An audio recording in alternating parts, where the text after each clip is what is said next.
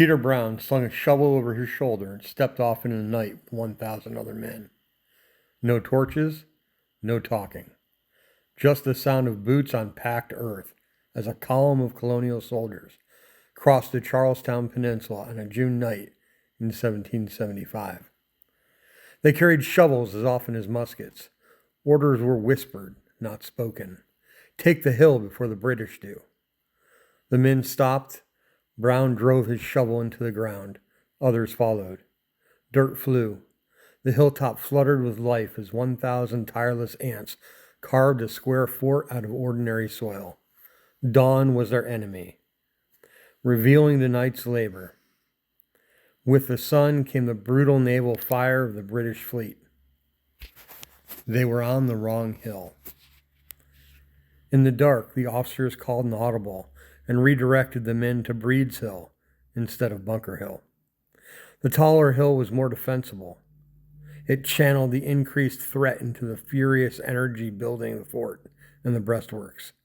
The decision put the British fleet at anchor in range of colonial cannon and drove home while the lads and Brown were there to pick a fight with the British. Building a fort at night while under the guns of the British fleet and just outside Boston was a crafted insult and no small threat. Brown rotated out of the line of men digging furiously.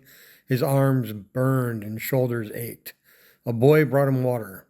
He watched other men lift baskets filled with soil and stack them, building fighting positions. He was no stranger to work, hard physical work, but the calluses on his hands threatened to blister. Still, he relieved another man, and the pace didn't slow. Men worked shoulder to shoulder. By the time the sky began to lighten, a small but serviceable fort stood on the hilltop, just high enough to shelter the men who would soon have to defend it. Then the quiet broke. A shot boomed. Across the harbor, the HMS Lively fired.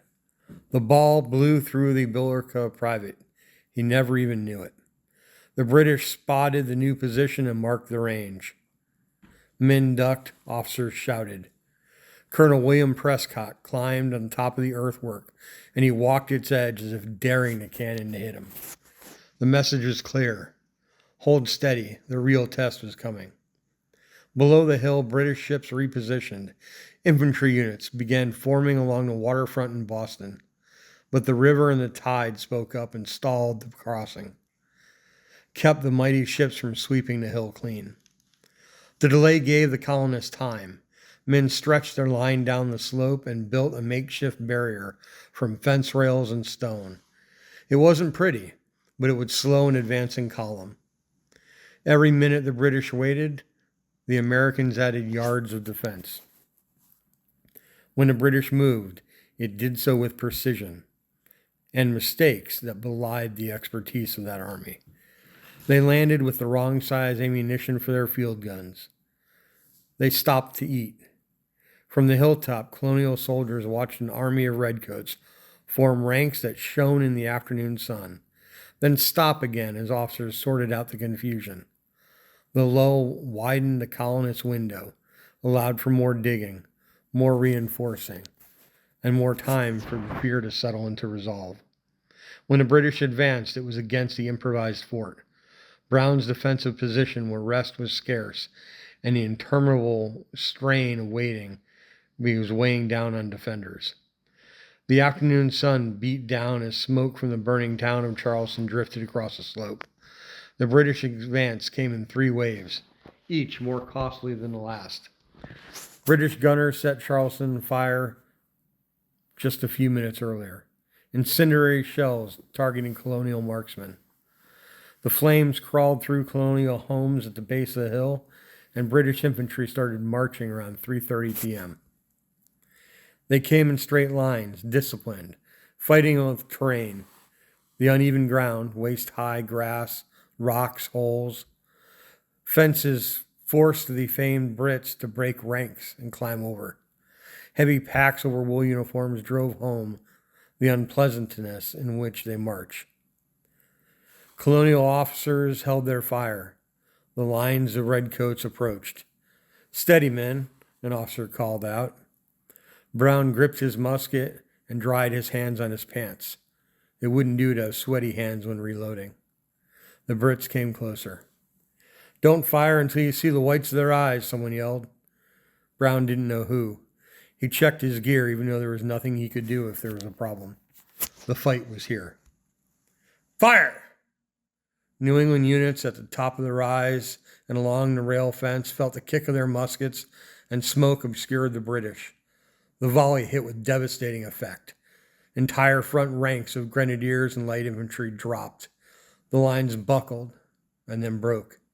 British troops ran back down the hill as colonial soldiers cheered their first major repulse of the day. But British discipline reasserted itself quickly. Officers pushed their men into formation for a second attempt, this time advancing over the bodies of those who had fallen minutes before. The result was the same. Colonial fire tore through the lines. One British observer later wrote that some companies lost 3/4 of their men the moment they presented themselves. Other companies were reduced to mere handfuls. The British fell back again. The colonialists faced empty powder horns. The ammunition was almost gone. General Henry Clinton's 400 men reinforced the British infantry. The attack plan changed. Infantry shed their packs and moved in tight columns designed to absorb fewer casualties. Officers ordered bayonets fixed and kept the rifles unloaded. The third assault hit the colonial lines as defenders fired their last rounds. Silence signaled the end of their ammunition. British troops surged over the earthworks into the defensive position. Fighting collapsed in a close, chaotic struggle. Colonials fought with sticks, with stones, with musket stocks, and with their bare hands.